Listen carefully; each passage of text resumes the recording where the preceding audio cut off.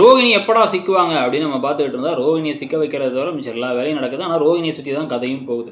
இப்போ எப்படியோ வந்து அந்த ராஜா ராணியை மேலே ஒரு பழி விழுந்து கடைசியில் வந்து சீட்டு போட்ட பணத்தை ஃபுல்லாக அவங்க தான் தூக்கிட்டாங்கிற மாதிரி ஒரு பழி விழப்போகுது. ஆனால் அங்கே கரெக்டாக முத்து மீனாக இருக்காங்க. யாரோ ஒருத்தவங்க வந்து பணம் கொடுத்தவங்க அந்த பணம் கொடுத்ததை திருப்பி கேட்க வரும்பொழுது அங்கே பிரச்சனையாகிறதுனால அவங்களுக்காக சப்போர்ட் பண்ணி இவங்க வர இந்த பணம் காணாமல் போயிடுச்சுங்கிறது அவங்களுக்கு தெரிய வரப்போகுது. இதில் ரோகிணி சிக்குவாங்களாங்கிறது ஒரு பக்கம். இன்னொரு பக்கம் கிறிஷை பார்க்கறதுக்காக ரோகிணி வந்து அந்த வித்யா வீட்டுக்கு போயிருக்கும் பொழுது அங்கே வண்டி டயர் பஞ்சர் ஆயிடுச்சுன்னு சொல்லிட்டு மீனாவும் அங்கே வராங்க. அப்போ மீனா அங்கே இருக்கும் பொழுது அவங்க என்ன பண்ண போகிறாங்க அப்படிங்கிறது ஒரு பக்கம். மீனா வந்து கிறிஷோட செருப்பை பார்த்து இது கிறிஷ் செருப்பாச்சேன்னு கேட்க இதுங்க உள்ள வேற ஒளிஞ்சிக்கிட்டு இருக்குங்க. இதில் என்ன வரப்போகுதுங்கிறது ஒரு பக்கம். இதுக்கு நடுவில் தான் வந்து பார்த்தீங்கன்னா அந்த லக்ஷ்மி அம்மா ரோட்டை நடந்து போகிறத வந்து இப்போ இந்த நோட்டீஸ் கொடுத்துக்கிட்டு இருக்கிற விஜயா, சிந்தாமணி அண்ட் பார்வதி அவங்க பார்த்துறாங்க. யோகா கிளாஸ் நோட்டீஸ் கொடுத்துட்டு இருக்கும் போது அவங்க என்ன பண்ண போகிறாங்கிறது ஒரு பக்கம். ஒன்று பல விதமான கதைகள் இப்போ போயிட்டு இருக்கு.